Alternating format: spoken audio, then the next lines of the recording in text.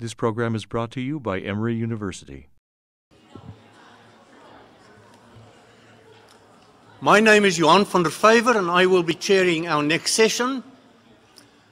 John Whitty said something about me this morning, but there were two items on my resume which he failed to mention.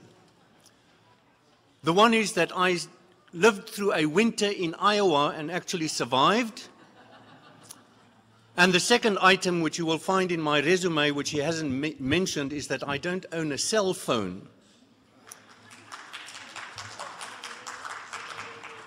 And part of that is because I don't like to do business on the telephone. So when John asked me to organize this conference to co-organize this conference, I said to him, well, he'll have to buy me an air ticket to Washington, D.C. to meet personally with Jeremy Gunn. And so Jeremy and Gunn and I got together in Washington. But what you don't know is that we had what the Germans would call ein Hintermann, a person that was behind us, who gave us all the ideas and who was responsible for the presence of many of those participants that you have seen or will see in action in this particular conference. Martin Scher has nearly 40 years of engagement in community organization activities.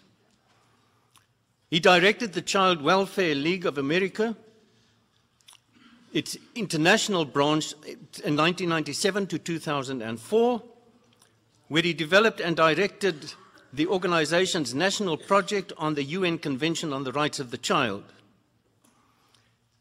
He served in the International Social Services of the United States branch from 2004 to 2005. He coordinated and was a member of the steering committee on the campaign for the U.S. ratification of the Convention on the Rights of the Child. And he also was Senior Director of Strategic Alliance for the United Way of America. He served in the Peace Corps volunteers in the Philippines and as Associate Peace Corps Director in Honduras. But his most important contribution was assisting Jeremy Gunn and myself in finding appropriate people to deliver papers at this conference.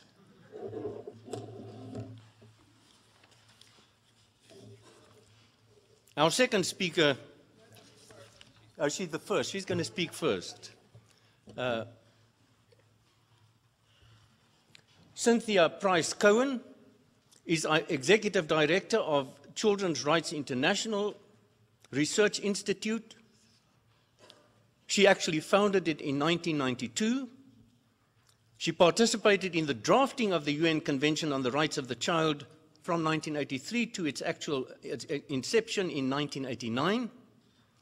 And she's written quite a bit on that experience, including essays on the developing jurisprudence of the rights of the child, the jurisprudence of the Committee on the Rights of the Child, a guide for research and analysis, and which provided the foundation for jurisprudence on the rights of the child, which is a 4-volume work that collects the concluding observations of the Committee on the Rights of the Child. She co-edited Children's Rights in America, UN Convention on the Rights of the Child, compare with United States law, and is co-author of the United Nations Convention on the Rights of the Child, Answers to 30 Questions. So there will be time for 30 questions at the end of our session, and I now give the floor to Cynthia Cohen.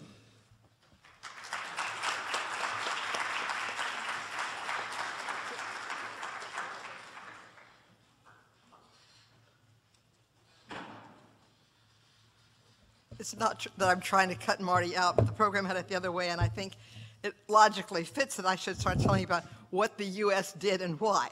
Before I start to speak, though, it's been requested or suggested by Howard Davidson that we remind you about our book, the Children's Rights in America. And this is really quite an accomplishment because the Convention on the Rights of the Child was adopted in 1989 in November, and we got this out in 1990.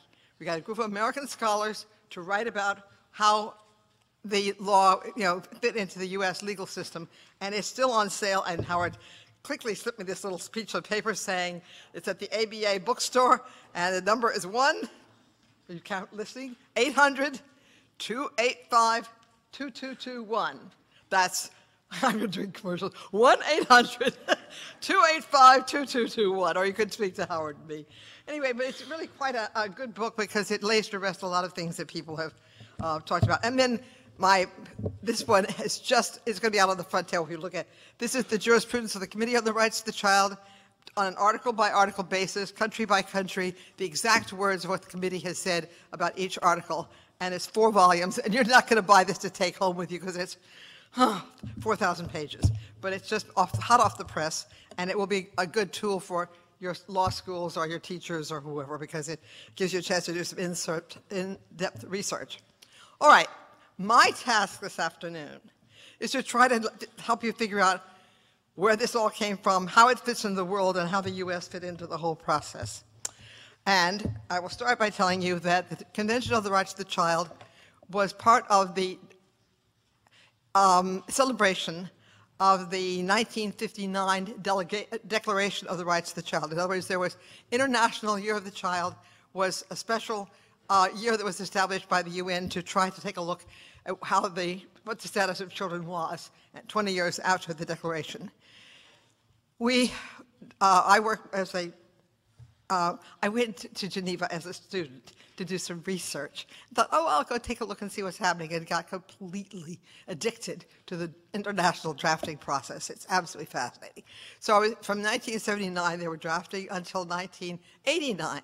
So I went in 83, and I got to really see everything. And I won't probably tell you any gossip stories up here at the podium because there's not much time, but you want to later, I'll be glad for you to pull me aside and we'll talk.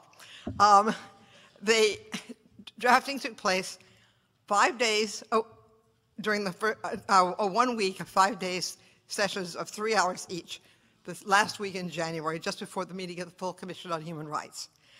And it was what they called an open-ended drafting group because members of the commission could come or observers. And so some nations, I have lists of who actually participated and who didn't. If you're interested in having that, I can share that with you. Also participating in the drafting process were non-governmental organizations. There was a group called the NGO Group for the Drafting of a Convention on the Rights of the Child, and we met twice a year and worked on what we thought should be in the convention, and we were very actively involved in the whole drafting process. Now, what you have to know is that this was the middle of the Cold War. It was still no heat yet in the system. And this was the Convention on the Rights of the Child was a Polish proposition. It was, and so of course that means automatically the U.S. took a dim view of it as one of those Eastern Bloc things. And as would be appropriate for children, it had a lot of economic, social, and cultural rights, education, health, and things like that, or what I often refer to as care and protection rights. And so the U.S. kind of thought, well, they participated, but they weren't really enthusiastic in the beginning. I discussed, drafting group was chaired by Adam Łopatka, who was a Polish professor, with whom I have the great pleasure of getting my PhD. I took him aside and I said, why Poland? You know, I mean, there are lots of Catholic countries. Why is this Italy? Why not Spain? Why Poland? He said, because Poland lost so many of its children during the war. And the children were their main resource because, you know, poor little Poland, or big Poland, how you want to look at it, has been constantly trodden through and fought over. And you know that at the beginning of the Second World War, their legal system still had not been coordinated from the end of the First World War. They still had parts of it were Ukrainian, parts of it were Austrian. They did not have a unified legal system. So they said, you know, children were our biggest concern. No other Eastern Bloc country had done anything on human rights. We thought that our children were in good enough shape that we could risk this.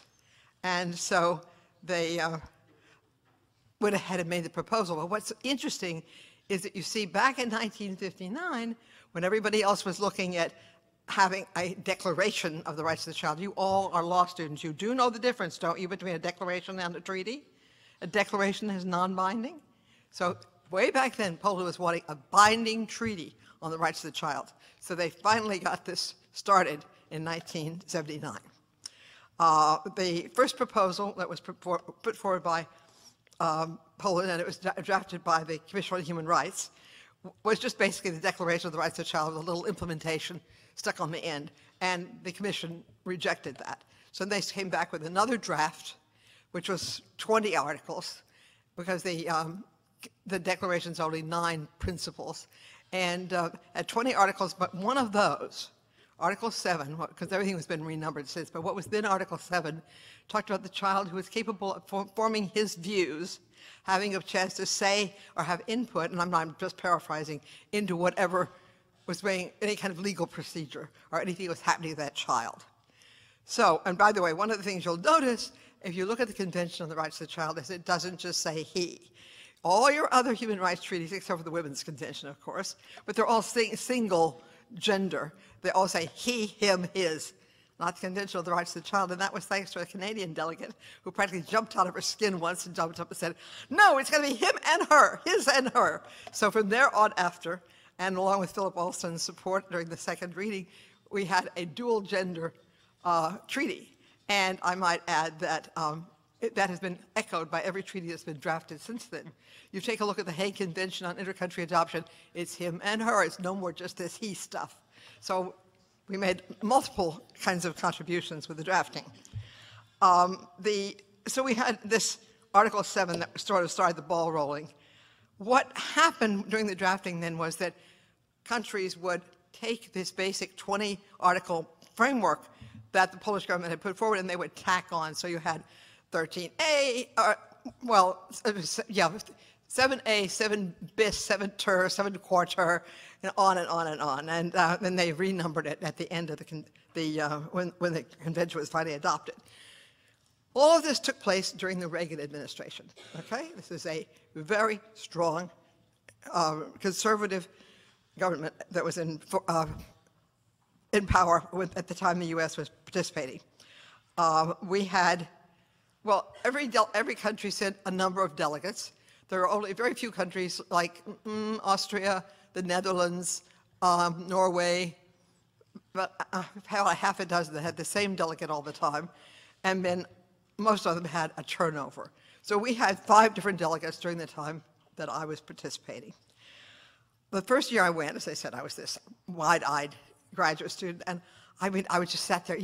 I can't begin to tell you how breathtaking it is to watch a treaty like this being drafted. Here are these people, and I would sit there and say, pinch myself, they eat different things for breakfast, they sleep in different kinds of beds, have different economic systems, different religions, but they're all agreeing that these are the minimum things every country owes to its kids. This is just incredible. And I still get goosebumps just thinking about it because it was such an exciting experience. And most of us who participated in the drafting still feel that way. We developed a tremendous camaraderie. So at any rate, the first time I was there, I went to the American delegate, and I said, okay, the U.S. delegate, I've got to find out what the U.S. position is. And that particular delegate was one that nobody particularly, well, none of the NGOs particularly cared for, because he did charming things on mic, like saying things, well, Mr. Chairman, I don't want to say I told you so, but I told you so. Or he made it at one point, I think the young delegate from Canada has just made an argument against her own proposal. I mean, he was just generally obnoxious. And I was very embarrassed to have him be our delegate. But I went up and said, okay, I've got to talk to this guy. And he said, the U.S. is never going to ratify this treaty. Anyhow, we're just going to give them a better treaty. Well, I have to tell you that 8 years later, in '89, when he spoke before the Commission on Human Rights, he not only said nice things about the NGOs, which I didn't think he ever would, but he also said nice things about what we had done with the treaty. And it really had evolved into quite an amazing document. So we had it, the original draft then was all what I would call care and protection. In fact, one of the Swedish delegates said, look, those rights could just be as well applied to rabbits because they're just as little and cuddly. You know, we're not talking about kids as human beings. But that changed because of the U.S. Why? Well, I don't really think it's because the U.S. had such a strong child rights philosophy. For one thing, our delegates had to go to the State Department. They had to go to by the way, they were all from the legal advisor's office, all of our delegates. They had to go to HHS, they had to go to the Supreme Court records, they had to go from place to place to place to figure out what our policy was on any given issue. There was no repository for U.S. policy regarding the rights of the child. And so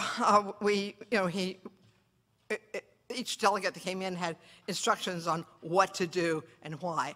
But my theory is, and if you would go through these together, and you take a look at the kinds of articles that we proposed, it wasn't out of love for children, it was an irritation to the Soviet Union and the Eastern Bloc. Let's just give them the elbow, we'll show them what civil rights really are, or human rights are. So I'm sorry, I'm being very sarcastic, but that's the way it appears to me, especially in retrospect. Anyway, out of the whole drafting group, all the countries together, I think there were 6 proposals for new articles. The US alone proposed 7. And in fact, some people have said that this was really basically a US treaty because of our input. What were the articles that we proposed? The first one is on family reunification. And the whole purpose of it is to allow for families to be able to have cross borders and keep in touch with each other and to leave and return to their own country. So it was against holding people, hostage, so to speak. Then we had freedom of expression, which was to allow the child to use any medium they want and have free expression. That's article, by the way, the first was Article 10. I hope you have copies of the convention with you. I had hoped that everybody would, or at least have a short version.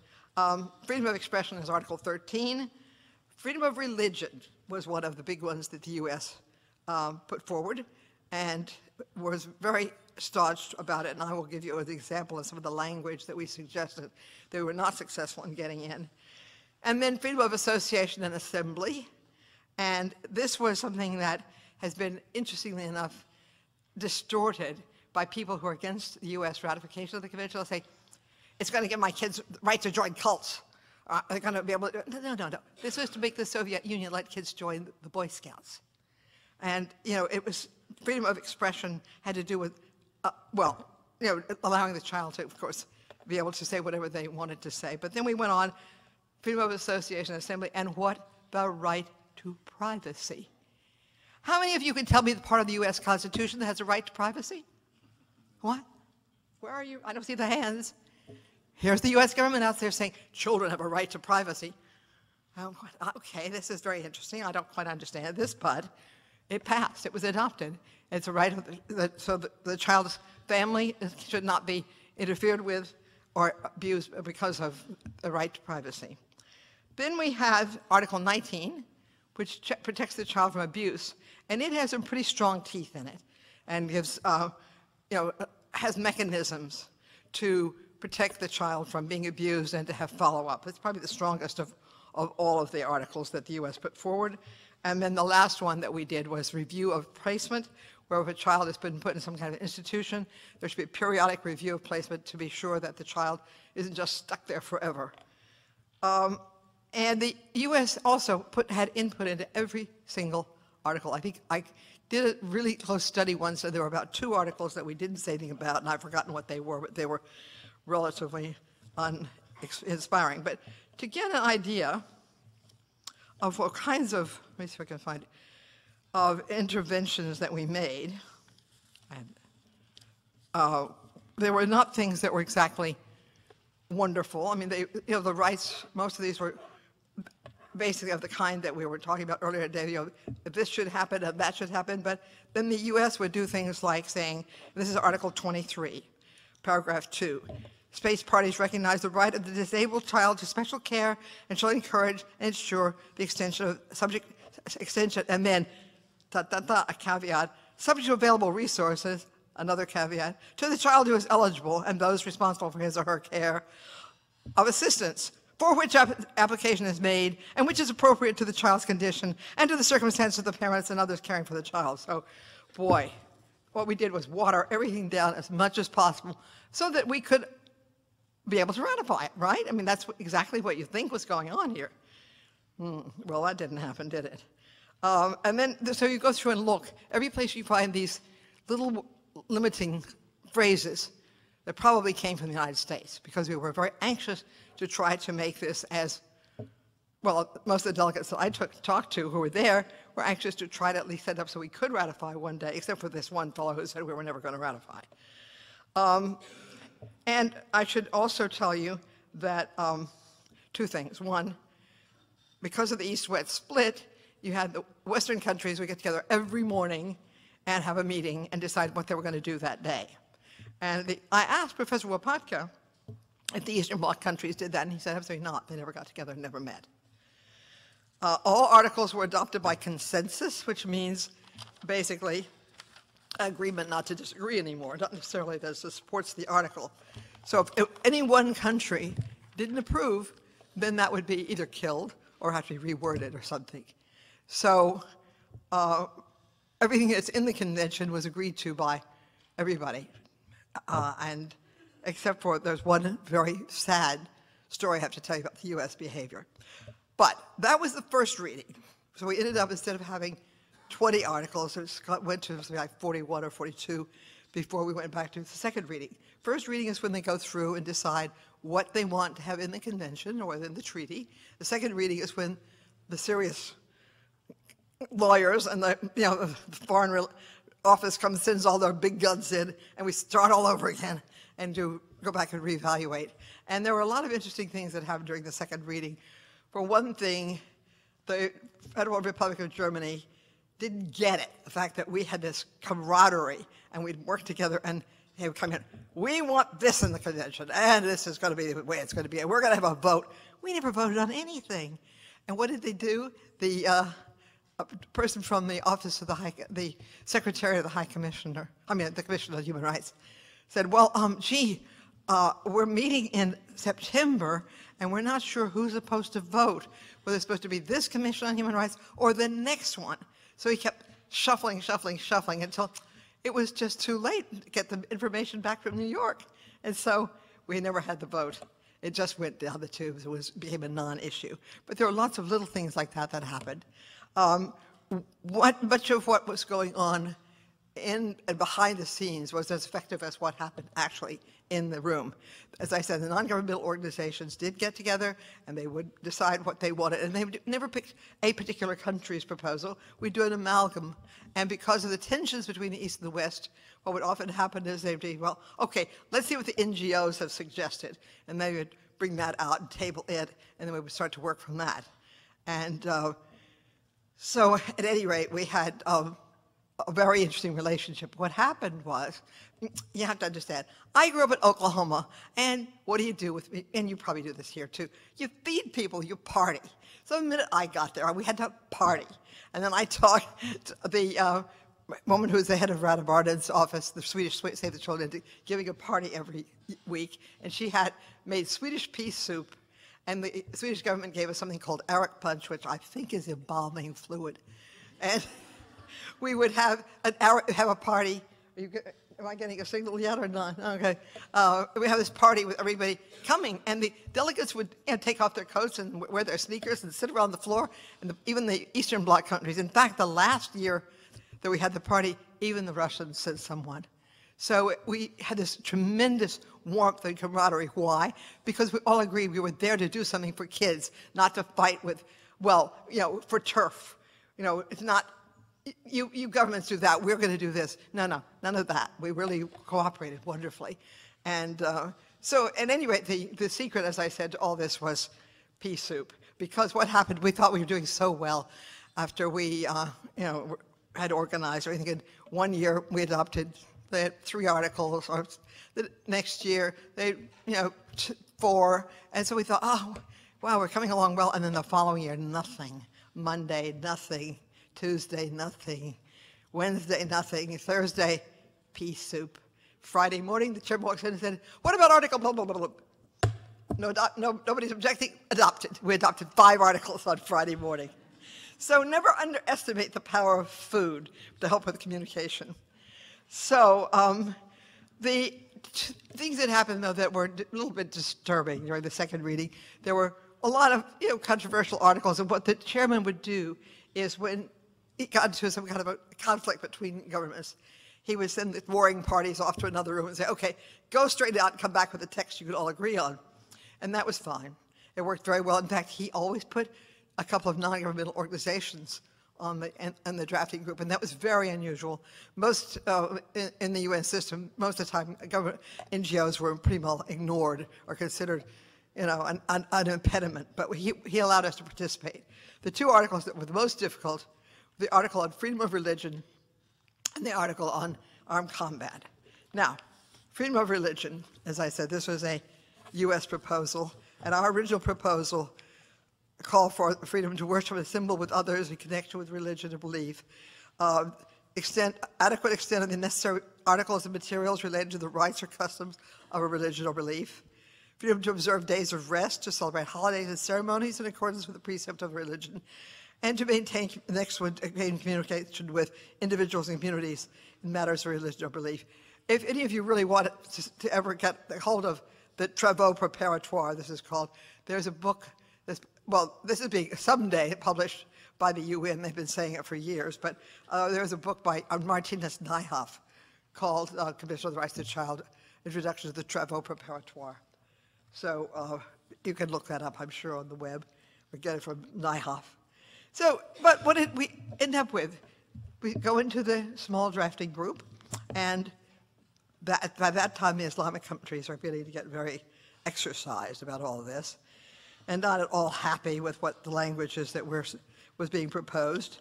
So, let me see if I can find the exact wording. Okay.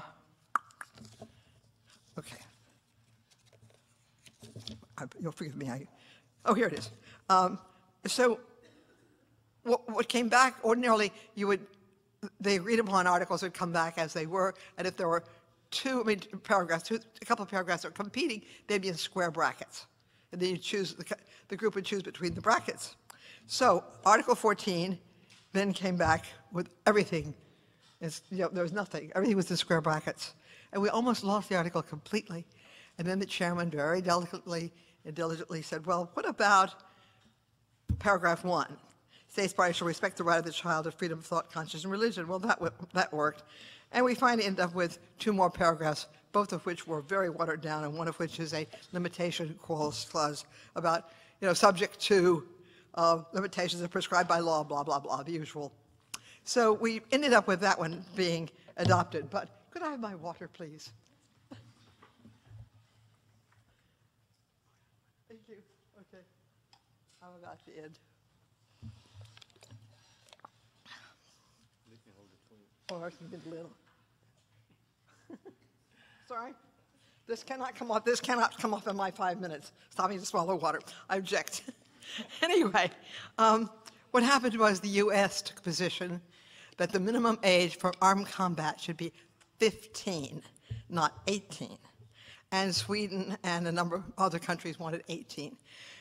And so they went off to the small drafting group and were there for about a week or so. They came back, still couldn't decide. So in square brackets, you had competing language. One was for 18 years of age, one was for 15. And we had very dramatic discussions. The German delegate who had been so difficult about other things said, my father wasn't allowed to join the Salvation Army or whatever because he wasn't 18 yet, and no, 18 it must be. And the Australian delegate said, I was here for the original plans for the Geneva Conventions, and that was where age 15 was put in.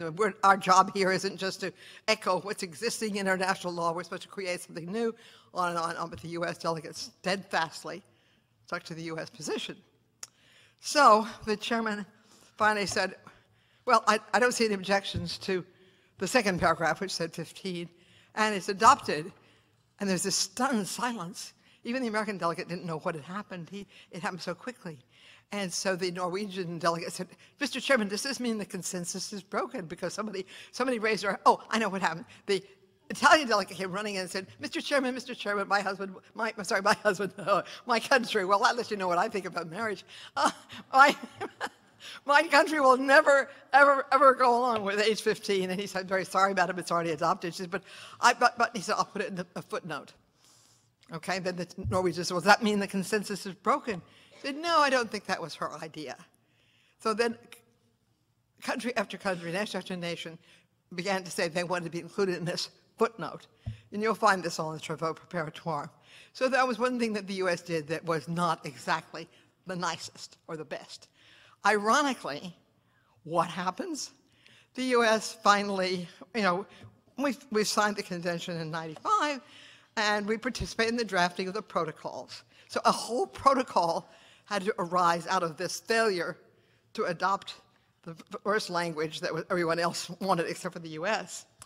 And isn't it ironic that the U.S. has not ratified the Convention on the Rights of the Child, but it's ratified the protocol on armed combat that limits the age of participation in armed combat to age 18. And we did it instantly in 2 years. It was signed in 2000 and 2002. We were already a state party. I don't know what you'd make of that, but it's kind of curious. I like irony, so I guess that appeals to me. And we, of course, ratified the convention, the optional protocol on sale of children. Now, the U.S. takes the position that these are separate treaties. Never mind that they came out of the Convention on the Rights of the Child, and there are a protocol to that. No, these are separate treaties. They have nothing to do with the main treaty. I have a little trouble grasping that, but that seems to be true for international law. Another little bit of information you might be interested in is that during all this ratification process, the U.S. Marshall Islands and Solomon Islands ratified the convention. So little parts of us are parties to the convention.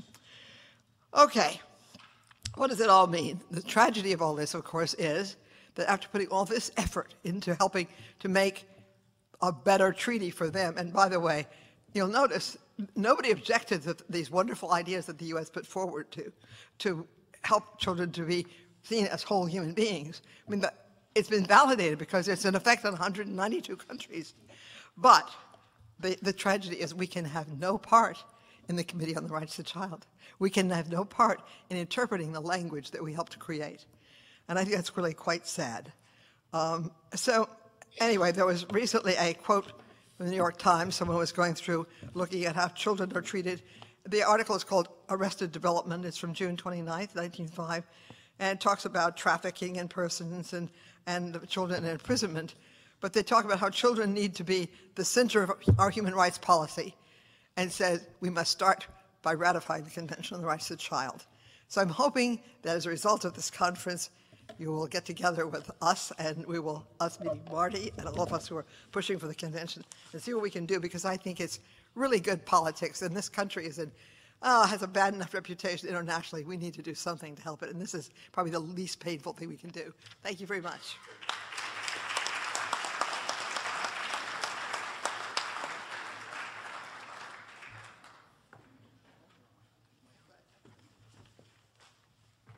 My own water. Well, good afternoon. Thanks for the introduction. Of course, there's always a downside to an introduction that gives the upcoming speaker some credit.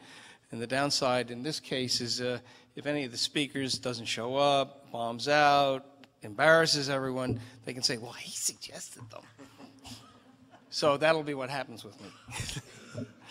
It's also a really tough job to follow Cynthia, and of course, it goes without. I'm not even going to try to follow Jimmy Carter, although I can say we recruited him.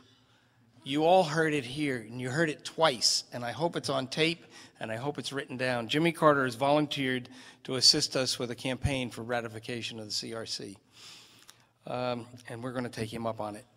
Well, during the early planning for this conference, when I did meet with Jeremy and Jan, it was agreed that it would be valuable to look at treaty ratification as a process in the United States. And I know some of you are pretty expert in that. I had to do some quick learning, but it was valuable learning. And I used the CRC and CEDAW, the Convention on the Elimination of Discrimination, of all forms of discrimination against women, as my basis, although I found some other resources. In my presentation, I'd like to accomplish two major objectives and then give play to one ulterior motive. First, I'm going to try to discuss treaty ratification process in the U.S. My second objective is to try to introduce to you a little bit about the current campaign to promote ratification and give you just a little smattering of history of some of the past attempts to do that in the U.S. And my ulterior motive, I think, is probably not so ulterior, and it's probably already pretty clear, and that is that I'm going to put a hard press on you to, in fact, the doors are closed. No one leaves until they sign up for the campaign. Of course, I have to be, and I am respectful of the fact that not everyone necessarily agrees with me. Just by some background, I'm a social worker, not a lawyer, although I'm married to a lawyer, my son's a lawyer, my daughter's a lawyer. And I have a specialization in community organization. I've been involved with a number of efforts concerning public policy, public assistance, child welfare, child protection, etc., and also in legislative and political action of all sorts. And so I thought talking about a campaign would just be an easy task. Any of you ever hear of Saul Alinsky, famous organizer, community organizer? I thought, well, just like Alinsky, I'd collect a few war stories about organizing a campaign. You'd all be enthralled at the edge of your seats, drawn to your edge of your seats by entertaining tales of a swashbuckling campaign with clever organizing tactics, standing up on tables, banging, yelling across restaurants, and so forth. A rich campaign where money just came rolling in because so many people, foundations, and organizations were just waiting with bated breath for someone to promote a cause they believed in. People, parents, teachers, children were just wringing their hands because the U.S. and its bedfellow Somalia have failed to join the rest of the world in recognizing that a rights-based approach is all that is lacking in our desire to make the lives of children better in the U.S. I was going to go off on what a rights-based approach meant, but I think you've gotten a bit of that from some earlier speakers. Well, the real problem is, to this day, hardly anyone in the U.S. has ever heard of the Convention on the Rights of the Child. This group I won't ask, but I usually ask, if I get an opportunity to speak before a group, I usually ask how many people have heard of it. And in a group of 200 or 300 people, you might get 4 or 5. If they've been prepped on what the topic is going to be, you might get a dozen. But mostly, very few people have heard of it. It stirs very little interest at best, and irrational opposition at worst. Interesting, however, when described in some detail, especially to high schoolers, the first question that comes up is, why haven't we ratified it? My glib answer is, I don't know. I'm assuming not many here are treaty experts, so I'm going to summarize just a little bit about our process of treaties. The Library of Congress, by the way, lists 24 different types of treaties. The Department of State publishes an annual list of treaties in force, and it goes on for about 500 tightly packed pages. The power, authority, and process for developing and embracing treaties stems from the U.S. Constitution. Article 2, Section 2 of the Constitution states that the President shall have the power, by and with the advice and consent of the Senate, to make treaties, provided 2/3 of the senators present concur. Those words are the key indicators of our system of divided powers, checks, and balances. The Constitution gives the Senate the power to approve, by a 2/3 vote, treaties entered into by the executive branch. It's not the other way around. Sometimes we wish it were. The requirement for a 2/3 vote ensures that a treaty will enjoy bipartisan support, the 55 senators notwithstanding the comment that was made this morning. The history in the Senate has outrightly rejected only very few of the hundreds of treaties it has considered. Many others, like the CRC, have died in committee or been withdrawn by the President. The Department of State, the overall repository and overseer of U.S. involvement in treaties, acknowledges and agrees to the definition of a treaty as defined in what's known as the Vienna Convention of the Law of Treaties. Generically, a treaty is an international agreement governed by international law, whether embodied in a single instrument or in 2 or more related instruments. In more restricted terminology, and to some extent, depending upon the nature of the administration in power at the time, treaty denotes international agreements made by the President, as I said before, with the advice and consent of the Senate. Treaties cover just about every imaginable aspect of cross-border human and natural endeavor. The earliest treaties, as you might imagine, had to do with relationships with Great Britain and France, the Indian Territories, white slavery, and admiralty, law of the sea. Relationships between the U.S. Senate and the administration were often strained over the method of developing treaties, the process of getting them written, and over what the effect would be of a treaty.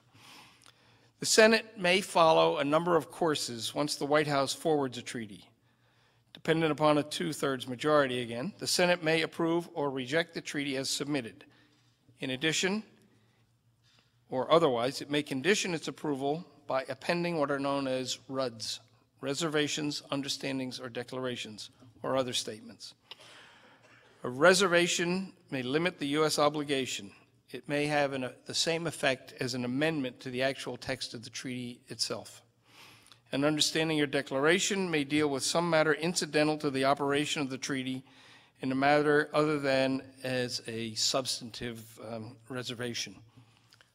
If the U.S. had decided, this is total hypothetical, to proceed with ratification before Roper v. Simmons, a reservation might have been with regard to the death penalty. Now, whether that would have been accepted by the rest of the world was, of course, up to the rest of the world, but that might have been a reservation. Understanding may have to do with definitions of treatment, of states' rights, of understanding that certain things will or will not apply based on local or national law. There's a long list of reservations, understandings, and declarations that are part of the website of the Committee on the Rights of the Child. At least 85 treaties were eventually withdrawn because the Senate never took final action on them. However, treaties may remain in the Senate Foreign Relations Committee for extended periods, since treaties are not required to be resubmitted at the beginning of a new Congress. The word I sometimes have heard used other than remain is languish, although languish sounds kind of luxurious. I guess they have these little gold boxes where they keep treaties languishing. There have been instances in which treaties have lain dormant within the committee for years and even decades. According to the historian of the U.S. Senate, one scholar of the early Senate observed that the Senate power, which arouses the gravest and most widespread apprehension, is that which is associated with the making of treaties. The constitutional framers gave the Senate a share of the treaty power in order to check presidential power and to give the president the benefit of the Senate's advice and counsel. I'm sure the president just sits there and wants their advice and counsel. But whether he wants it or she wants it or not, that's the process. This power, however, is critical in relation to the CRC. The power that resides in the Senate is largely a safeguard of the sovereignty of the states. Each state possesses, this is why it's not in the House. Each state possesses an equal vote in the treaty-making process. It is important to the CRC because as any student of child protection, education, health care, other aspects of child well-being, speed limits, educational processes, nearly every benefit, requirement, or standard or penalty with regard to children is left to the state. So the Senate has the right, the power, the authority to review in terms of how it's not only going to affect the U.S., relationships outside the U.S., but how a treaty would affect the individual states. The Constitution allows that a treaty may have the status as the same status as the supreme law of the land, along with the federal statutes and the Constitution itself. And here, of course, is the rub with regard to the CRC. Despite the fears of those who oppose the CRC, if it were ratified, it would not automatically take effect in all states. Some would have us believe that such is the case, and they oppose it on that basis. We ratify the treaty, it becomes state law. A number of countries have done that, but that's not how it works in the United States. Implementation in the U.S. occurs as states, and in some cases, county and local statutes are reviewed and amended to ensure that they are brought into compliance. This is referred to as implementing legislation. The CRC was not necessarily intended to be self-executing, although a number of nations have accepted it intact and adopted the text of the CRC as their own law of the land. The non-self-executing aspect may or may not be problematic. An analysis by the ABA in the mid-1990s, American Bar Association, in the mid-1990s, estimated that 70 to 80% of the content of the CRC is already somehow embodied in U.S. and state statutes and practices. By the way, this being a law school, you may want to consider that a valuable contribution to a law review or other journal might be an up-to-date analysis of that very same question. It's a very complex process because it involves all 50 states and in some cases local laws, but a good topic nonetheless. As a member of the leadership team of a current ongoing campaign for U.S. ratification of the CRC, to me it's been a kind of a beacon of hope, although a very dim beacon, to learn that the Senate has consented to ratification of the vast majority of treaties. During its first 200 years, the Senate has approved more than 1,500 treaties, approximately 90% of those submitted to it. Since 1789, only 21 treaties have been outright rejected by the Senate. The U.S. is currently party to nearly 900 treaties and more than 5,000 executive agreements. Okay, let's turn for a few minutes to the CRC and the campaign. November 2004 was the 15th anniversary of the United Nations adoption of the CRC. Senator Landon Pearson, with whom I had the pleasure of a visit during a Canadian celebration of their 16th anniversary of adoption of the CRC, as she has described, the CRC is a human rights treaty adopted by the United Nations. It is used by countries around the world to help promote the rights of children, strengthen government efforts to serve families, and build upon the efforts of non-government or NGOs, non-governmental organizations, on behalf of children. In its 54 articles, the Convention sets forth basic norms and standards which individual nations agree to pursue on behalf of their children. At its initial adoption by the UN, it was hailed as a Magna Carta, as a Magna Carta for children. In 1999, during a 10th anniversary celebration of the CRC, Carol Bellamy, then Executive Director of UNICEF, noted that this convention has improved the lives of millions of children and made the world a better place. It has stimulated legal reform in dozens of countries, enjoined governments to take the health and well-being of children seriously, and initiated a process of goal setting that keeps everyone honest about global progress. Ms. Bellamy, at the same time, lamented the failure of the U.S. to ratify the treaty, a fact she attributed to the result of what has kindly been described as cultural opposition. Ms. Bellamy said that U.S. failure to ratify the treaty undermines Washington's credibility as it attempts to pressure other governments to honor United Nations accords on human rights. I would go further than that, since I'm not a public official and don't need to concern myself about the response to public officials. Our failure to ratify the CRC undermines the credibility of our country's efforts, public and private, as we strive to assist other countries with children. Our government and our NGOs face criticism and questioning as they deliver assistance and advice to other countries. I believe, although other countries accept our aid because they need it so direly, they resent that the U.S. rejects the basic agreement on children. The treaty calls for governments to respect those responsibilities, rights, and duties, and provide direction and guidance and support to families to assist them in raising their children. Some of the CRC's internationally recognized norms that are especially relevant to the U.S. include protection from violence, abuse, and abduction, protection from hazardous employment and exploitation, adequate nutrition, free compulsory private education, I underscore that because we do have free, private, compulsory education. It's just that kids can't read when they get out of school. There's got to be some right associated with education. Like I have the right to be educated, not just to sit in school. Shelter, you all know the litany of the number of people who have either inadequate or unaffordable housing or are homeless. Adequate health care, and equal treatment regardless of gender, race, or cultural background. So where is the CRC in the U.S. system at this point?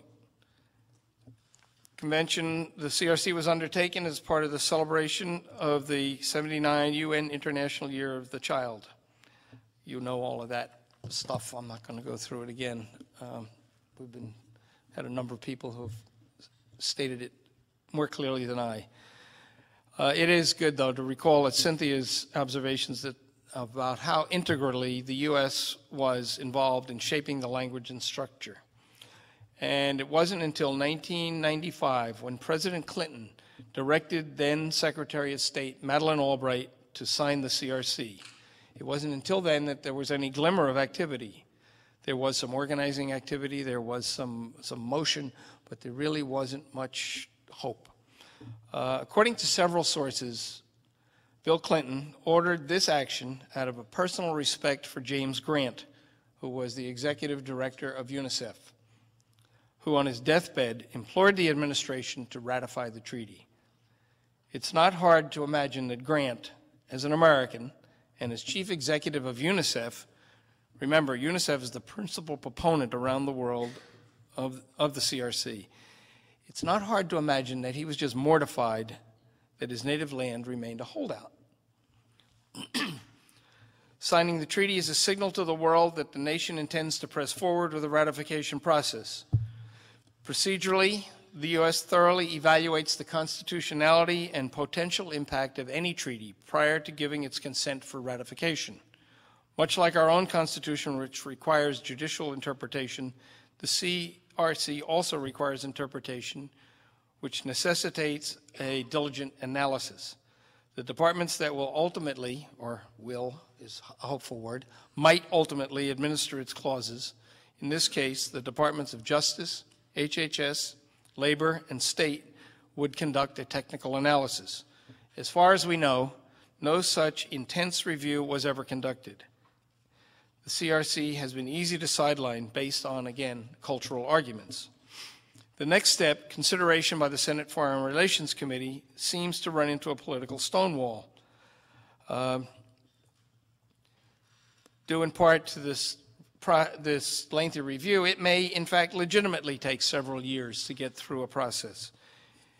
If a treaty is controversial or portrayed as controversial, the process becomes much more politicized. Remember who in '95 was the chairman of the Senate Foreign Relations Committee. Dubbed Senator No, Senator Helms, we have been told, inform the administration, don't even send it over. The CRC is DOA. And the Clinton administration at the time had enough battles of its own, gathering storms, as you might want to say, and decided to not push it. They didn't want to use their political capital at the time. On a brighter note, we have ratified the 2 optional protocols, and there's been some talk in some detail about that. Other examples of the U.S. significantly delaying consideration of treaties, human rights treaties, include the Convention on the Prevention and Punishment of the Crime of Genocide, which took more than 30 years to be ratified. The International Covenant on Economic, Social, and Cultural Rights took 11 years, and the International Covenant on Civil and Political Rights took 26 years. CEDAW was signed by the United States more than 25 years ago and has still not been ratified. There is one bright little glimmer of hope here. Senator Helms, back in 2000, had a change of heart with regard to the Hague Convention on Intercountry Adoption. But we believe that it was because, in large part, he's an adoptive parent. Senator Landrieu, who was on the Foreign Relations Committee at the time, who still is, and Congressman Bill Delahunt from Ohio, all pressured Senator Helms to move on that convention. Not unimportant was the fact that other nations had been threatening the United States with withdrawal of the right to adopt children from their countries if we didn't ratify that treaty. So if you look at the number of children that come from Romania, Ukraine, a couple of other nations, literally thousands of children, if they tell the United States, we're not going to let you adopt children from our country unless you ratify the treaty, that's pretty strong pressure. So what prevents ratification? Well, we've talked a little bit about that. You've gotten some on that. In my view, the last and only substantive hurdle to U.S. ratification no longer exists with Roper v. Simmons. Last March, I believe it was, the decision was issued. The death penalty, which Article 37 makes abundantly clear, is a heinous act that civilized nations no longer abide, and it was at long last rejected. With juvenile death penalty gone, other obstacles seem to prevent the CRC from receiving the serious consideration it warrants. Widespread misconceptions and misinformation about the Convention's intent, provisions, and potential impact exist. These include, for example, states' rights, enforcement, parents' rights versus children's rights. Is it a zero-sum game? If you give kids rights, you have to take them away from someone. Abortion, homeschooling. By the way, one of the mainstay groups of our campaign is a homeschool group in Boston who thinks they don't understand what all the hubbub's about. And of course, there's always the uncomfortable sentiment, which may be overriding, that the U.S. doesn't belong in the United Nations to begin with. I'm taking too much time, so I'm going to jump ahead. The United Nations duty regarding the CRC is to encourage and assist with CRC implementation. And one very important action, mentioned several times, was a special session of the General Assembly, originally scheduled for September 2001, but for obvious reasons moved to May 2002. It was called the UNGAS, the jargon, United Nations General Assembly Special Session, was to help move the world towards specific implementation of the CRC's aspirations. The current initiative for U.S. ratification had its early beginnings in approximately May 2001 during one of the preparatory conferences leading up to the General Assembly. The General Assembly was to draft an outcome document later entitled A World Fit for Children. You've seen, those of you who don't have this have seen several of us wave this. This was to be a step-by-step set of commitments and targets and actions for how the CRC would and should be implemented, an agreement around the world. The document, ultimately signed by all UN member nations, was the result of complex and lengthy negotiations. Its publication was to be celebrated as agreement in principle as well as specific agreement on substantive measures to be taken around the world on behalf of children. As you might imagine, with the UN as a committee of the whole, focusing on children in such a high-profile venue, interest around the world was very high. What would the body agree to as guidance for the world? Besides official government delegations, more than 3,000 NGO representatives of every political persuasion came to New York. It was a thrilling and exciting time, as several of you here can attest. Interestingly, there were more than 400 young people involved in that, and their statement is included in this. It's the lead-off document in there. But this is where the U.S. comes in here. The U.S. was involved very deeply, of course, in those negotiations, much like they were in the writing of the CRC itself. There was, during the prep cons, as they were called, a child rights caucus led by a combination of Human Rights Watch, the Women's Commission, and Save the Children, United Kingdom. They kept the NGO negotiations on track. They weren't alone in it. There were a lot of different players, but they kept a caucus on track, a child rights caucus. That caucus met daily during the PrepCons. The caucus was established to influence the UN delegations that were writing the language that would ultimately become a world fit for children. The official language of the outcome document was heavily influenced by the U.S. The U.S. was seen, you've heard this litany before, as a bully, a holdout, and an obstructionist. There were certain clauses the U.S. just wouldn't agree to, and it was kind of taking my marbles and going home if you don't do it my way. And I suppose paying 2/3 or 3/4 of the bills at the United Nations gives one some influence. They don't have a Senate, they have a House. So everybody doesn't have equal votes. But it was during the 3 PrepCons over 2 years ago, over a 2-year period, that our campaign for U.S. ratification began to take shape. It was during one of those meetings when the Americans present in the room, there were about 6 of us among about 40 people from about 30 or 40 countries, that the rug was pulled out. As if rehearsed, and it may have been, several individuals turned to the Americans in the room. We were representatives of NGOs, voluntarily there.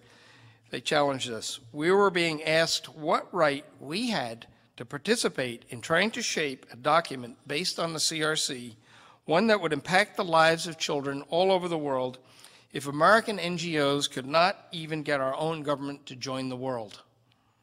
We were not invited to believe, but as you might imagine, we were dejected and somewhat isolated. The challenge was for us to do something about the situation. It was not personal. Most of us had and still have long-standing friends from that caucus. That was essentially day one of the current campaign. Our strategy since that time was to grow our group, establish leadership and organizational structure, create a website, develop materials, establish communication links, and, lamentably, to try to raise funds to hire paid staff. We've been successful at all but that last. Right now, the campaign for U.S. ratification functions largely as a volunteer-led and managed group. All of our functionaries have other jobs that include work on the CRC as one of many other tasks. We have a steering committee of about 15 people and about 250 on our regular mailing list. I'm hoping to make it 300 or 350 before I leave here. We have several working groups, and we are planning, put this in your calendars, a major conference in Washington, November 18th, 19th, and 20th, 2006. You're all invited, and you're all invited to join our newest campaign member, President Jimmy Carter. The group is composed of a long list, as I said, of about 250 people, probably representing 150 organizations, general federations, such forward, advanced, avant-garde, how will I say it, radical groups as the General Federation of Women's Clubs, the Baha'i Church, the Methodist Church, the Child Welfare League of America, the U.S. Fund for UNICEF, and of course I mentioned earlier the homeschooling group in Boston. In February '03, that group got together, and there are several people here in this room who were part of that. We entitled it Bore Yourself to Tears by Lawyers Day, because we had a whole group of people who had been involved in the early development of the CRC educate our new working group on the history and the background. Cynthia was there, Howard Davidson was there, maybe 1 or 2 other people. And it was really very helpful. 1 or 2 other quick things. A major article of A World Fit for Children is, a major agreement is that each signatory nation would, within 2 years, produce a national plan of action detailing the measures it would undertake to move towards the goals in this document. Interestingly, the youth contingent produced a shorter parallel outcome document, noteworthy for its brevity and clarity. I don't know the status of most countries' NPA, national plans. Okay. But I do know that the United States has never developed one and probably never intended to. Okay, my time is up. I've got the hook. You've got the invitation. I want to thank everyone here for paying attention, and I want to thank Emory University and the folks involved here for putting this together. This has been really good and will continue to be so. Thank you so much.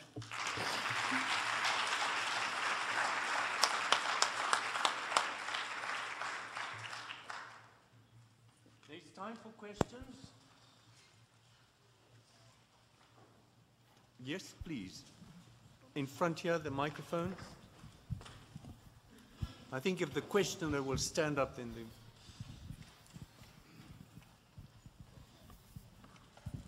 It's just a question for Cynthia. You mentioned how the U.S. delegate proposed a right to privacy in a manner that surprised you. What was the delegate saying about the prohibition against executing juveniles? How did that make its way into a convention that was passed by consensus? Well, it doesn't, wait a minute. What did they say about prohibiting? Hold on. The reason I'm so in shock is because one said Article 15 or 16, and the other was at the tail end of the convention. So this was hours and hours, weeks later. They were not connected with each other at all. So this was just, actually what happened was that I remember specifically the American delegate objected to the language, and she then said, well, I guess I've made enough noise, I can just let it go now. I'll keep my job, and did not continue with it anymore. So it just was agreed not to press, figuring that we had done the same thing with the Covenant on Civil and Political Rights, and just took a reservation to it when we finally did ratify. So I didn't think it was a problem. Anybody else? Yes, please. I assume you heard President Carter's assessment of the likelihood of ratification, and as people who have devoted your careers in the last 2 decades at minimum to this proposition, and we're talking to many students and many of us who've been active on behalf of children during our lifetime, is this in fact a valuable effort for the United States? I have no doubt that it may be in a international context, and I've heard the arguments for why, but if, in some ways it's not that I think that the President in any way tried to minimize the significance of the treaty and the convention in the long term, but it is a real question mark in my mind as to what it will yield in your mind. What you haven't really addressed yourselves, the very issues posed to the President, what you think it in fact will yield for children, first of all, in the United States. Well, I have a very strong answer for that. Number one, of course, I do think it's a worthwhile effort. And I think we should keep trying that because of our international reputation. But 2 things that have happened in countries where the convention has been ratified, and what would happen here, as I said earlier, we have no national policy about kids. So that in order to find out what is the U.S. policy about any one thing, we have to go to a variety of federal departments to find out the U.S. policy. So that would help it together, sort of like a laundry list. We'd be able to say, okay, or Chinese restaurant for this and this, this and this, or these are American policies. But more importantly, it gives tremendous power to non-governmental organizations or advocacy groups, because they can say, wait a minute, we've ratified this treaty, why aren't we doing it? Now, this was exactly the case in Sweden, which already had such wonderful policy for kids that their first report to the Committee on the Rights of the Child, the man who was chairing it at that moment said, I just wish that every country was like Sweden. And yet, Radha Barnan said, this isn't good enough. We can be better than that, and has pushed and pushed and pushed and changed the standards and raised them, not the least of which particularly in regard to refugee children. So it's a tool. Let me just add to that. One of the ways we look at the CRC is an aspirational document, that it sets up a series of, depends on how you view it, 20, 30, 42, 43 aspirations that are, in a sense, goals or targets for our country. And it's really important for American public to understand that wonderful as we are, we're not the best in the world in many measures. And when that's pointed out to people, in areas of literacy, in areas of health, in areas of shelter, in areas of education, infant mortality, there's a surprising number of nations that when people look at the list of them, that really shocks them, that are ahead of us in a number of those measures. And I think that part of the value is the raising of consciousness. Now, how successful will we be at that? How much of an audience are we going to have? That remains to be seen. We're going to work pretty hard to do that. But when you hear that Cuba or Cyprus or Greece have better infant mortality rates or nutrition levels for children, that's shocking to some people. And there's a whole litany that's published about that. There are other reasons, but we need to compare ourselves and strive to be like nations that do better than we do. I'm not satisfied to say, oh, well, Somalia or Mali or who knows, any of 100 other nations, they're so bad, we're so much better than them, we don't need this. Well, that's baloney, because there's a bunch that are far better than we are, and we do need it. In front. I'm not up on my politics, but aren't Lugar and Biden head of the majority and minority head of the Senate Foreign Relations Committee? Aren't they pretty reasonable people, certainly compared to the predecessor? What's the hold up on their pushing it?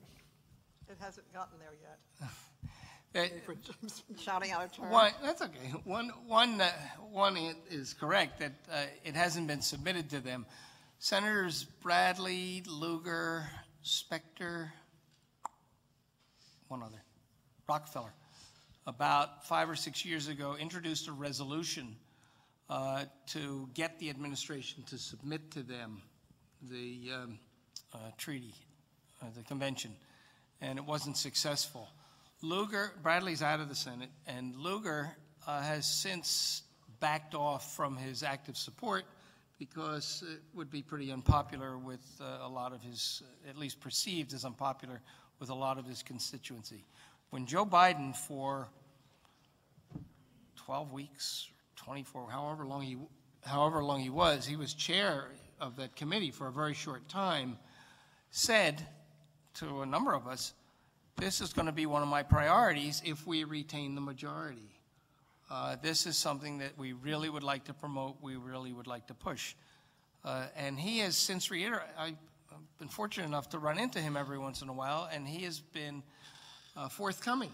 I mean, it's not like I have to remind him, he remembers and he brings it up.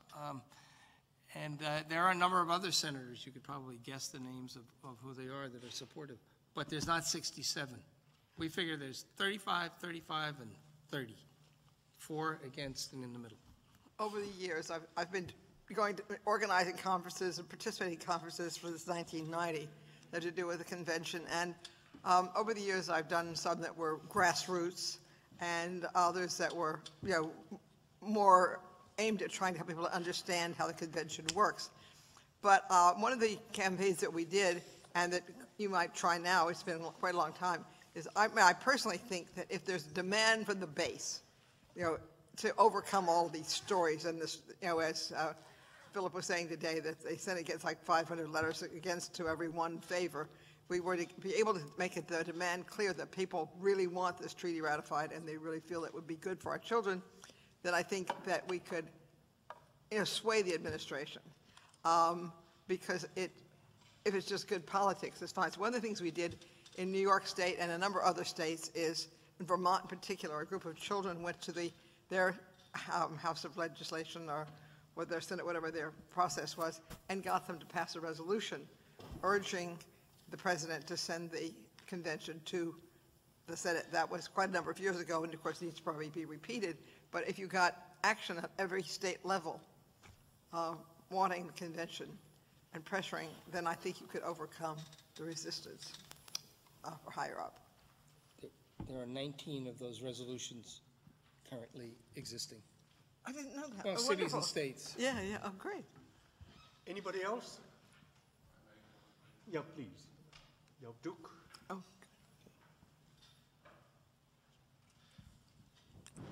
I'm not going to raise a question. I'm going to make an observation on the United States ratification of the Convention on the Rights of the Child. You want to know whether the United States need that ratification? My answer is they do need it. And why is that? Ratification is not a declaration of your full compliance with the convention.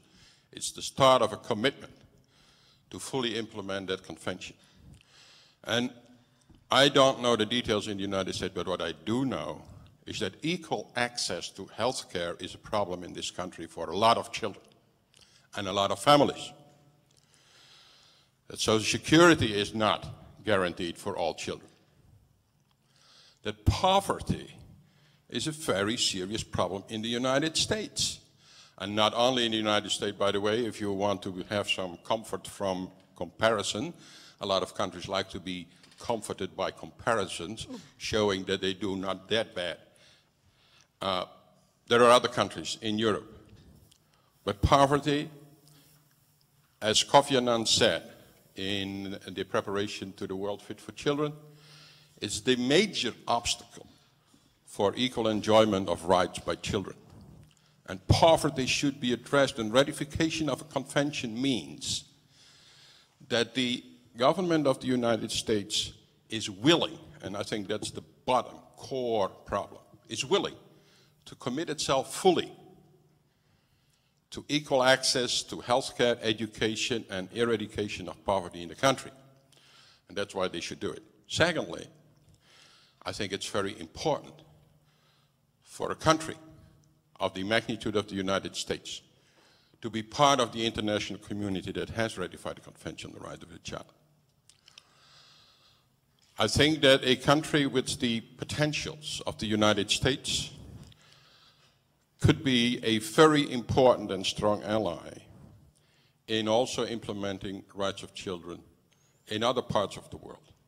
There are a lot of countries that really need support for their children to enjoy all the rights in the convention. And there is a lot that can be done and should be done. And I think a ratification to the convention also could be a kind of a declaration of commitment to that part of the implementation, international cooperation. As President Carter said this afternoon, the United States is doing a lot for the world. They commit themselves to a lot of activities in Africa, HIV/AIDS, natural disasters. But all that does not change the fact that at a structural level, and despite the commitment that was made about 30 years ago, the United States of America, together with some other countries, only spends 0.16% of their gross domestic product instead of the agreed 0.7%. And a commitment to the convention's implementation also should hopefully come with further efforts to improve that particular figure. So there is not only in terms of the domestic issues, but also international. I think the community, the international community should certainly, let's say, could at least benefit from the United States of America being a full party to the Convention on the Rights of the Child. And I very much hope that despite some kind of not so encouraging statements this afternoon, that the people are not going to give up, because in the world of children, we need everybody, including the United States of America. Thank you. Yes, please.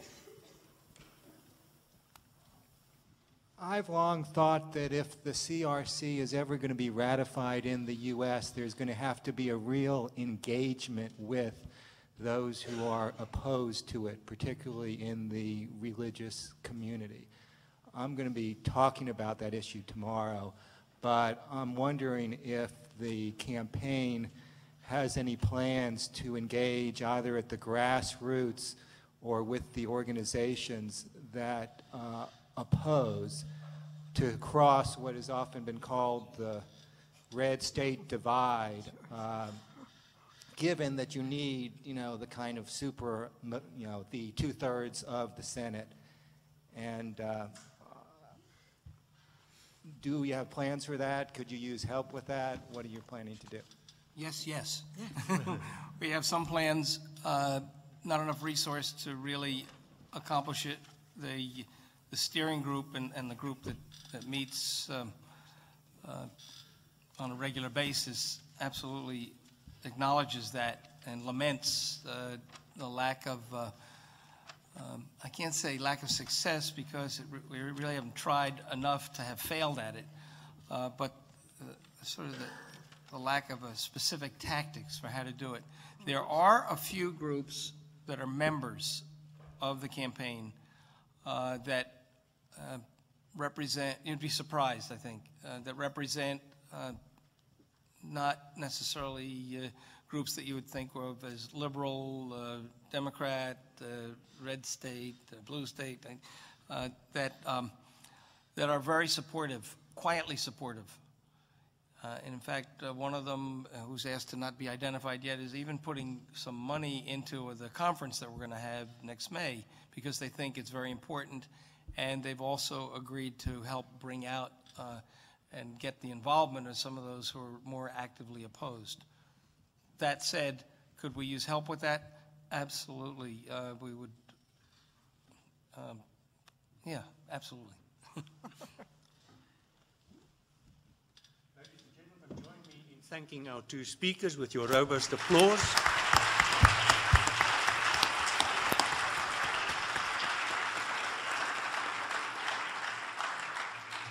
And the last word for the day goes to Jeremy Gunn and myself, and I will first call on Jeremy to give us a roundup of today's proceedings.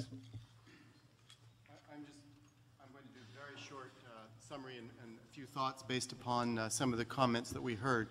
First, it's important to understand the context of which we were here. In our first session, we heard two of the world's leading authorities on the Convention of the Rights of the Child. We also heard one of the leading state authorities on the Convention of the Right of the Child. So these are major people that we've heard.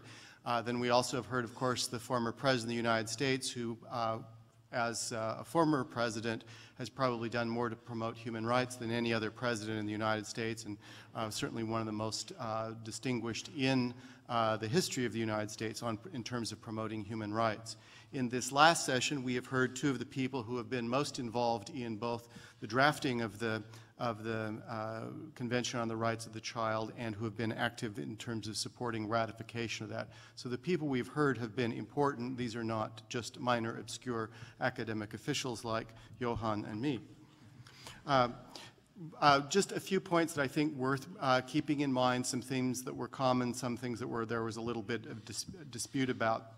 First, with Jaap Doek, one of the things that he stressed and is very important for us to understand is that in some ways the Convention on the Rights of the Child in some ways is not cutting entirely new ground, but it incorporates many of the the rights that have been declared internationally for adults explicitly, and conceivably, if we read treaties the right way, implicitly for children as well. After all, they are human beings as well. So these are rights that go far beyond children, and they cover a wide range of issues that all of the conventions to some extent are incorporated now specifically for children. With Philip Alston, we had been presented, I think, one of the underlying tensions that we have here, and that this comes in many different ways, with one of the tensions being is, let's suppose the United States ratifies the convention. Is that really going to change anything? So somebody could make the argument that, particularly if the United States were to ratify the convention with its typical RUDs, reservations, understandings, and declarations, it would end up saying, we hereby ratify this, but provided it doesn't mean anything. And so that doesn't really change anything. Then we also have the people who might say, well, we should ratify the convention because we need to have changes in for rights of children in the United States. So it would be a big deal. And that debate takes place not only inside the United States, but in other countries that have ratified the convention as well. In the United States, again, continuing with part of the theme of Philip Alston, is some of the arguments that can be made is that the United States should ratify the convention in order for the United States to continue to be part of the international community, or to show its leadership, or to show the United States is willing to play by the same rules as others. And so it is important for the international reputation of the United States, which in many ways has come under severe damage, as President Carter said that as well. But also the argument can be made is that we need to ratify this convention not for the international reasons, but for our own domestic reasons as well. With Senator Pearson, one of the themes that she suggested that we need to remember is, partly is echoing from what others had said, is that if we were to somehow exempt children from the rights that we have been talking about, we are somehow excluding them from the categories of human beings, which of course cannot be what anyone would intend to be the case. With Cynthia Price Cohen, I think that one of the, in many of the entertaining things that she said, one of the things that is quite ironic, and she mentioned it, and it will be the theme of some future discussion, I am sure, is that several of the provisions that are in now the Convention on the Rights of the Child were put in explicitly to appease, to satisfy peculiar or important American interests, some of American beliefs about what the right should be. Some of those provisions that were put in are now being explicitly interpreted by some inside the United States to mean exactly the opposite of what they were originally intended to be. This creates one of the issues that Marty Scher has brought up, and I know will be coming up later, is that part of the problem that we have in the ratification of the convention is what I will now call, a little bit beyond the way that he said it, is a culture war in the United States, where the issues are being presented not necessarily on the merits of the case, of what should be done or should not be done based upon rational discussion, but images that we have about what is going on, images about what is the role of the family. Marty didn't say this, but this I know will come up because I will be talking about this, but the conception of what is the role of the woman and how does gender play in this. This is part of the cultural battle on what the convention means, and competing images on what is the role of women and who is trying to define that, and what does it even mean to say that we want to define the role of women. What does all of that mean? These are not arguments that I think should be part of the debate, but they are arguments that are very important in the debate. Finally, one of the questions that we ultimately have here is there really any possibility that the United States is even ever going to ratify the convention? And if so, if it does, so what? What does it really mean? Is it really going to accomplish anything? And I think that we certainly have the concern about the symbolic importance of this, that conceivably it could be important even if nothing else happens, that the United States is at least visibly saying we are concerned about these issues and these are important. And perhaps one of the issues not considered or not mentioned thus far that could be important is for United States to ratify the convention could be the United States perhaps overcoming some of the cultural battles that have been taking place and perhaps reaching a truce on what those are. Thank you. Thank you, Jeremy. I've heard two messages today filtering through as a golden thread through all the speeches. The one is that the United States ought to ratify, and the second is that ratification is not simply a symbolic act. The difficulties with the United States ratification is that it invariably happens at norm-creating conferences, that the United States plays a tremendously active role in drafting those conventions or treaties that lay down norms. But when it comes to ratification, the United States will not play ball. And secondly, in cases as far as human rights treaties are concerned, if the United States does ratify, the ratification instrument is always attended by a package of RUDs, which, as Jeremy said, can be summarized in a single question, in a single sentence. We shall abide by the principles of this convention as long as we don't have to change anything in the United States. So there is invariably a reservations that excludes the operation of all treaty provisions which is in conflict with American laws and existing practices. And this then raises the question again whether ratification of the United States will simply be a symbolic act. The second theme that filtered through is that ratification brings with it certain responsibilities of really trying to live up to the international commitment undertaken by states who have ratified. When the South African Constitution was being contemplated and the question arose whether children's rights should be written into the South African Bill of Rights, the leader of the opposition today in Parliament in South Africa, who's a former student of mine, Tony Leon, and let me just say as an aside, Tony Leon has this distinction that is the only student I ever had whose handwriting I could not read at all. So he always had to read his exam answers back to me. When Tony Leon made the observation in Parliament that, yeah, we can put children's rights into the Constitution because it is like chicken soup, it can do no harm. Now, Tony was taken to task for that, and obviously he was just trying to make a joke, though it was a joke in bad taste with respect to Tony. But ratification of the Children's Convention is not simply just like chicken soup. It is something that brings with it obligations. And let me say, and I say this in all humility, I think a model example of affording constitutional significance to the ratification obligations of a state you will find in the South African Constitution. If you want a good summary of the Rights of the Child Convention, then you can go and read the sections that deal with children's rights in the South African Constitution. But South Africa also illustrates the difficulty in making it more than simply chicken soup. At the moment, there is legislation before the South African Parliament to elaborate the constitutional principle with an amended Children's Act. And in this particular act, certain practices in African communities are addressed. For example, the question of arranged marriages, which is practiced in the Muslim and in the Hindu community.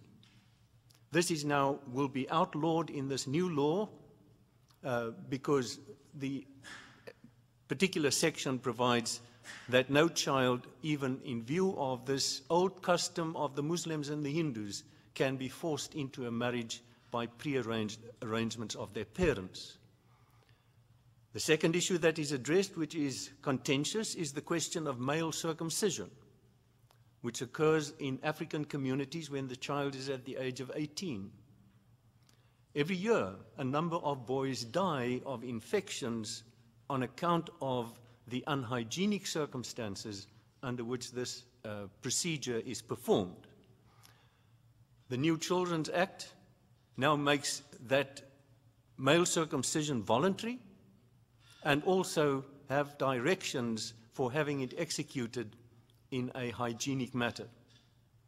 But the third African tradition that is addressed in the new Children's Act, which caused a real outcry, is one that deals with a custom, an age-old custom, whereby girls at a certain age must prove their virginity. And there's been a conference, I think last week or the week before, in order to market the new Children's Act to the different communities, and there was an absolute outcry of tribal chiefs who says, how dare the legislature try to prohibit and arrange what is a traditional custom in the African community. And the minister responded by saying that this is a case of gender discrimination, and therefore it is incompatible with the principles of the Constitution. I mention this simply to say that in countries like South Africa, where the Children's Convention is taken seriously and has to be taken seriously, there are problems associated with culture, with religion, with existing practices, which are not easy to address in terms of the principles laid down in the Children's Convention. And this is something that the United States will also seriously have to consider if ratification does come onto the agenda, is in how far there are conditions or practices in the United States that are incompatible with the provisions of the Children's Convention. Now, everybody who expressed an opinion expressly or not so expressly preferred or propagated that the United States should ratify. Perhaps we will hear a different view tomorrow. So with this, I call today's session to a close and invite you all to be back at tomorrow morning at 9 o'clock. Thank you.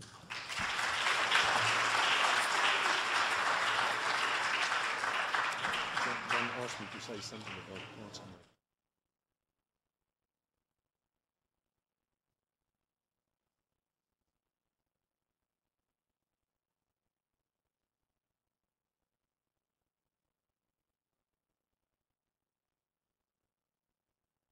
The preceding program is copyrighted by Emory University.